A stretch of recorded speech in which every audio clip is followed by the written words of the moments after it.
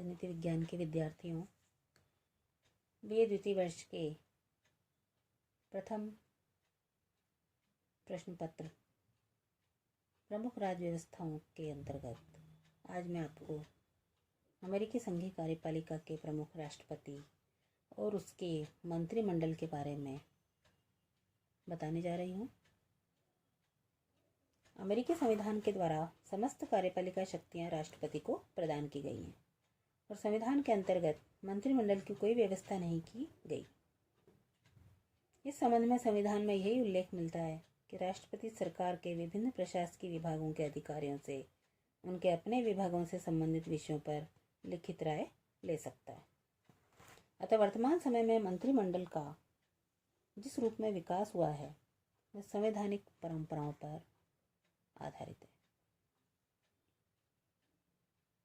अब हम सर्वप्रथम देखते हैं कि मंत्रिमंडल का उदय कैसे हुआ।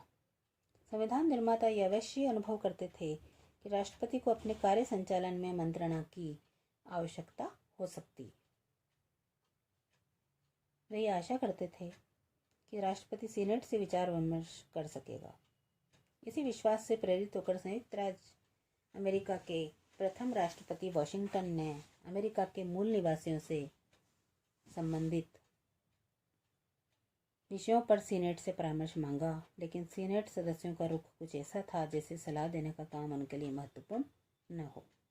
बाद में राष्ट्रपति ने सर्वोच्च न्यायालय से किन्हीं विषयों पर परामर्श लेने का प्रयत्न किया, किंतु यहाँ भी उसे निराश होना पड़ा, क्योंकि सर्वोच्च न्यायालय ने किसी भी ऐसे कानूनी मामले पर अपने विचार प्रकट करने से इनकार कर दिया जो कि उसके सामने मुकदमे के रूप में नहीं आता। अतः राष्ट्रपति ने अपने नीचे के विभागीय अध्यक्षों से सलाह या परामर्श लेना शुरू कर दिया। पहले राष्ट्रपति उनके विचारों को लिखित रूप में मांगते थे, बाद में वह इनकी बैठकें बुलाने लग गए और इस प्रकार से अमेरिका में मंत्रिमंडल नामक संस्था का उदय हुआ। अब हम मंत्रिमंडल की रचना के बारे में चर्चा करते हैं। तो मंत्रिमंडल की रचना में समय समय पर परिवर्तन होता रहा।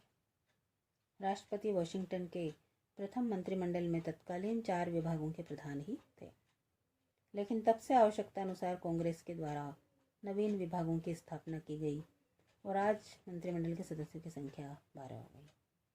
प्रत्येक सचिव या मंत्री को $34,000 वार्षिक वेतन मिलता है।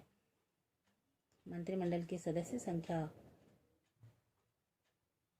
पर प्रकाश डालें तो अमेरिकी राष्ट्रपति के मंत्रिमंडल के आकार में निरंतर वृद्धि हुई है।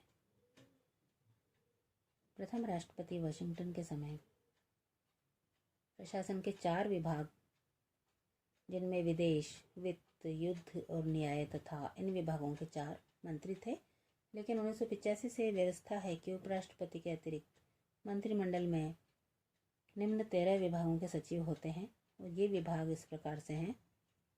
पहला कृषि विभाग, दूसरा वाणिज्य विभाग, तीसरा सुरक्षा विभाग, चौथा शिक्षा विभाग, 5वां ऊर्जा विभाग, 6वां स्वास्थ्य एवं मानव सेवा, 7वां भवन और शहरी विकास, 8वां आंतरिक मामले, 9वां न्याय, 10वां श्रम, 11वां विदेश, 12वां यातायात और 13वां कोष। इन विभागीय अध्यक्षों को मंत्री नहीं वरन सचिव कहा जाता है। न्याय विभाग का अध्यक्ष अटॉर्नी जनरल कहलाता है।